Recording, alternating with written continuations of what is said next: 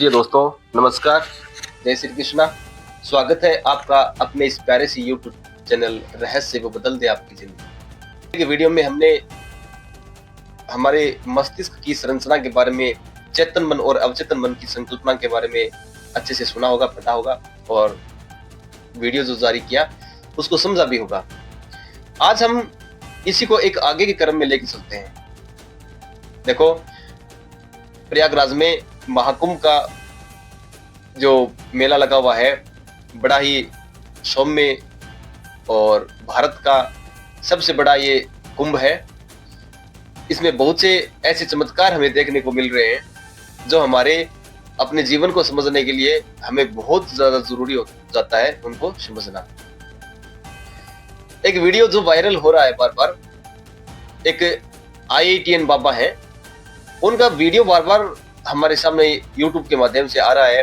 काफी चर्चा में वो चल रहे हैं आजकल और उनके जीवन के बारे में बहुत सारी बातें मेरे को देखने को मिली। मैं आशा करता हूं कि आप भी उनको YouTube पर सर्च करके देखो, ताकि आपको इस मानव जीवन की संकल्पना के बारे में अच्छे से पता चल जाए। देखो, सांसारिकता और आध्यात्मिकता ये कानून भी मानता है और हमारे जो ऋषि मुनि हैं उन्होंने जो शास्त्र लिखे हैं उनमें भी इस बात का कठोर प्रमाण है कि वास्तव में जो सांसारिक चीजें हैं, जो हम दृश्यमान जीवन को देख रहे हैं, उससे कहीं ज्यादा अखंड जो चीजें हैं वो है अदृश्यमान, यानी उनको बोलते हैं आध्यात्मिक यानी पारलौकिक। यह अलौकिक जो इस धरती के ऊपर हम देख रहे हैं, जो हमें दृश्यमान लग रहा है, लेकिन उसके अदृश्य रूप में एक पारलौकिक शक्तियां हैं जो हमें दिखाई नहीं पड़ती, लेकिन जैसे ही हम अपने जीवन को मेडिटेशन और तपस्या के माध्यम से अगर देखने का प्रयास करें तो हम अपने अंतर मन में इतने अंदर खो जाते हैं कि जैसे सारा संपूर्ण ब्रह्मांड है वो हमारे अंदर ही छुपा हुआ है। यहीं से जीवन की संकल्पना शुरू होती है, यहीं से आत्मा का जो रूप है वो परमात्मा से जुड़ने का रास्ता नजर आता है और यहीं से बड़े बड़े जो संत महात्मा हैं वो निकलते हैं। यहीं से बड़े बड़े जो आपके आतंकवादी हैं, जो भ्रष्टाचारी हैं, वो भी यहीं से निकल के जाते हैं। यही उनके ताकतें हैं, उन्हीं ताकतों के माध्यम से ये कार्य करते हैं। ये ताकत नेगेटिव भी हो सकती है और पॉजिटिव भी हो सकती है। अगर आपने अपने जीवन को पॉजिटिव वे में पढ़ा है और पॉजिटिव वे में सकारात्मक रूप में यदि आप चले हैं तो आप एक अच्छे स्वभाव वाले और संत महात्मा की तरह बनेंगे। यदि आपने अपने जीवन को नेगेटिव यानी नकारात्मक भाव में अगर आपने चला लिया है तो आप ऐसे कार्य करोगे जो जनप्रिय नहीं लगेंगे। बहुत से ऐसे किलर हैं, आतंकवादी हैं और जिनको हमने अच्छे से सुना भी है और एक लास्ट में राक्षसी बुद्धि के रूप में वो इंतकाल को भी प्राप्त हुए हैं। ऐसे ही हमने पुराणों में पढ़ा है कि जो लोग राक्षसी प्रवृत्ति के थे उनको देवी देवताओं ने वध करके और इस सृष्टि को उनसे मुक्त किया। आज हम चर्चा करते हैं ये IIT किए हुए वाले बाबा हैं, ये क्यों इतनी चर्चा में है। एक व्यक्ति जिसने भारत के सबसे बड़े संस्थान IIT मुंबई, भारतीय प्रौद्योगिकी संस्थान, जो इंजीनियरिंग के सब्जेक्ट के रूप में बहुत सारे ऐसे वैज्ञानिक को जन्म दे रही है, और एक व्यक्ति जिसने IIT करके और विदेश में लगभग 36 लाख पर ईयर की सैलरी को त्याग करके और अपने जीवन को सांसारिकता से आध्यात्मिकता की ओर लेके चला गई।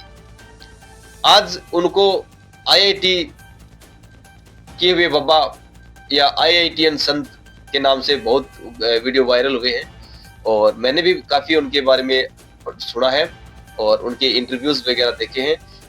बहुत सारी बातें उनके अंदर से निकल के आ रही हैं।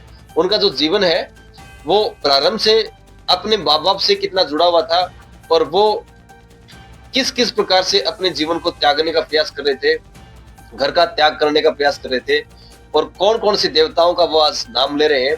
अपने आप को शिव शंभू का भक्त मान रहे हैं, अपने आप को कभी शिव शंभू का रूप मान रहे हैं, भगवान शिव शंकर की वो बहुत सारी बातें हमें बता रहे हैं और इतनी अपने मन की और मस्तिष्क के अंदर की इतना गहरा ज्ञान शायद ही किसी को हो सकता है। बड़े बड़े तपस्वी हुए जिन्होंने काफी शास्त्र लिखे हैं, काफी उन्होंने जनता, इतने तपस्वी चाहे प्रेमानंद जी महाराज ही क्यों ना हो, उनके आगे अगर इनकी चर्चाएं सुनते हैं, एक तपस्या ही है। अगर आपने कभी आईआईटी का नाम सुना हो, जेईई का नाम सुना हो, तो आपने सिर्फ नाम सुन के ही कल्पना की होगी।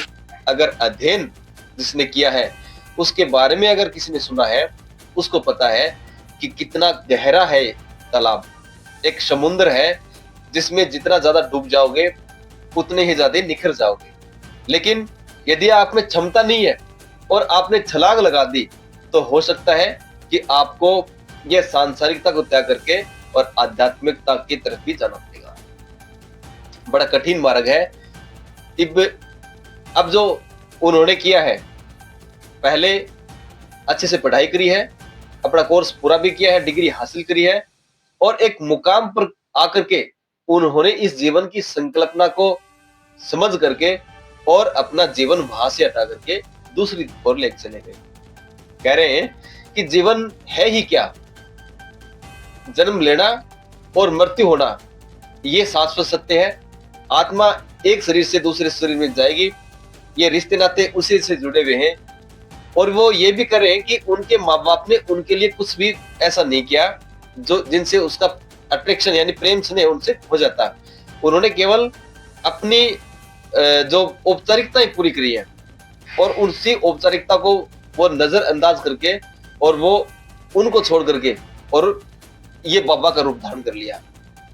आज मैं बताता हूं कि कर्म और प्रारब्ध, मैंने आपको पिछले वीडियोस में बताया भी है कि हर व्यक्ति का कर्म जब सिंचित हो जाता है तो उसके बाद में उसका प्रारब्ध बन के सामने आता है। उसके माँ बाप ने बचपन में उनको वो प्रेम और स्नेह नहीं दिया और आज उनका प्रारब्ध बन के वही बच्चा ये कह रहा है कि बचपन में यदि मेरे को वो प्रेम और स्नेह मिला होता तो आज मैं भी उनको वही प्रेम और स्नेह देता। आज वो आईआईटीएन बाबा है, वो घर पर नहीं जा रहे, उन्हीं में वो वहीं पर अपना जीवन यापन करने का सौगंध खा चुके हैं। वो कह रहे हैं कि वो एक जगह से दूसरी जगह घूमते रहेंगे, सिर्फ एक नाइट एक जगह है, उससे ज्यादा नहीं। और नॉलेज इतना कि कितना बड़ा संत तपस्वी हो, कितना बड़ा एजुकेटेड पर्सन हो, उसके सामने फीका सा नजर आता है। ऐसी ऐसी बातें, ऐसे मुस्कान भरे उसके शब्द, मैं नमन करता हूं ऐसे देवी शक्तियों का जिन्होंने ऐसे ऐसे संत महात्मा इस धरती पर पैदा किए हैं।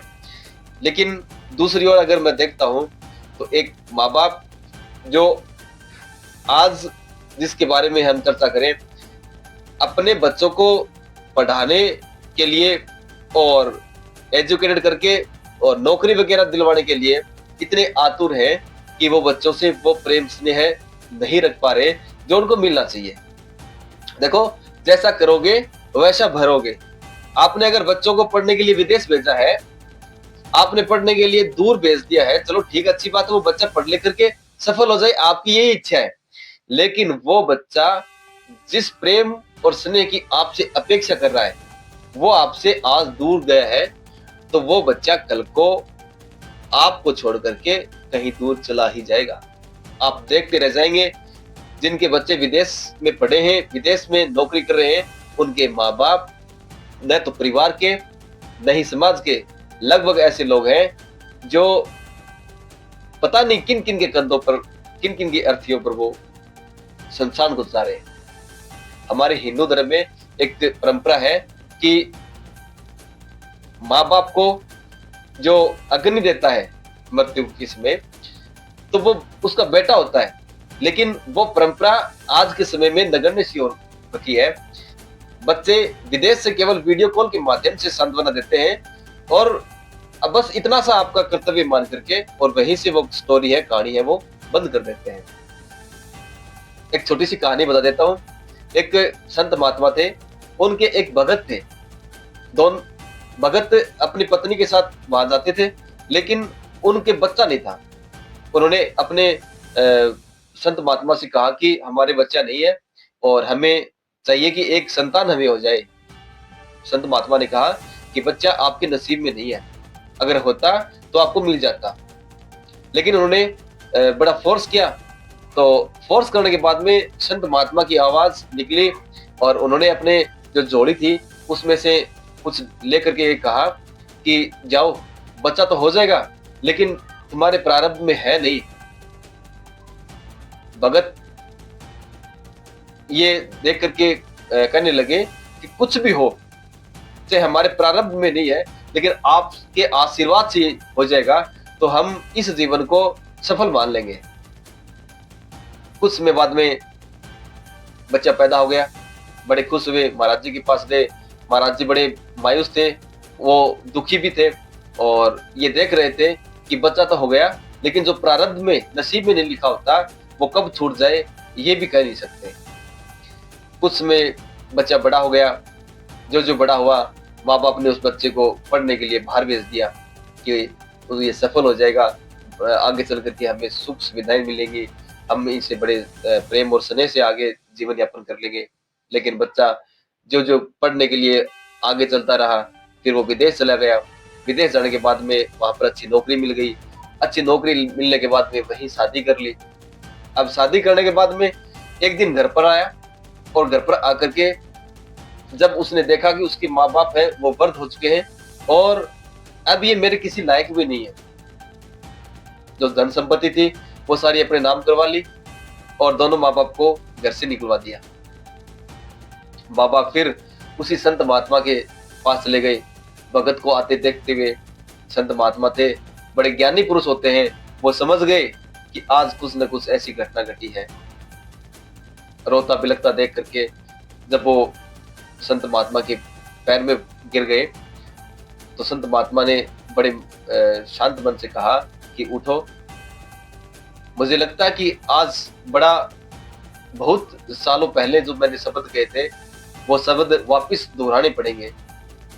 बाबा जी कहते हैं कि जो प्रारब्ध में नसीब में नहीं होता वो चला जाता है। मैंने उसी समय ये कह दिया था कि ये तुम्हारे नसीब में नहीं है और ये चले जाएंगे, और ऐसा ही हुआ। जबरदस्ती आपने अगर तपस्या करके भी ले लिया तो वो तपस्या के बल से आपको मिल जाएगा, लेकिन वो आपके जब नसीब में नहीं है तो वो ठहर जाएगा, ऐसा कह नहीं सकते। यही है कहानी आपके चेतन मन की और अवचेतन मन की। अगर समझ जाएंगे तो सुधर जाएंगे और सुधर जाएंगे तो जीवन सफल हो जाएगा। जय हिंद, जय भारत, नमस्कार।